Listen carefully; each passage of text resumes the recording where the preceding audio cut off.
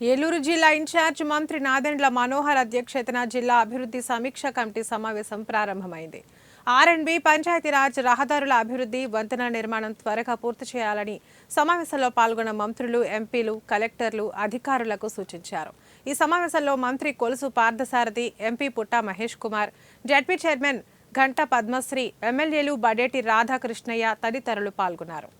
PP మోడల్లో ప్రతి కార్యక్రమం చేయమని గౌరవ ముఖ్యమంత్రి గారు అనేక సందర్భాల్లో కోరారు. ఆ మోడల్లోనే ప్రభుత్వంలో చేస్తున్న కార్యక్రమాలని ఇంకా ముందుకు తీసుకెళ్లే విధంగా తప్పకుండా మేము యంత్రాంగం మొత్తం కదిలే విధంగా ఈ డిఆర్సీ సమావేశంలో తప్పకుండా ప్రజలకు ఇంకా మెరుగైన సేవలు అందించే విధంగా వివిధ శాఖలపైన మేము ఈ రోజున ఒక సమగ్రమైన లోతుగా చర్చించాం.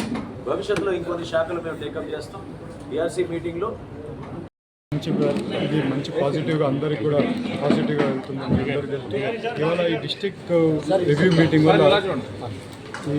ఈ డిస్టిక్ రివ్యూ మీటింగ్ వల్ల చాలా వరకు అన్నీ కూడా మనకు ఉండే సమస్యలన్నీ కూడా చాలా వరకు రివ్యూ చేశారు.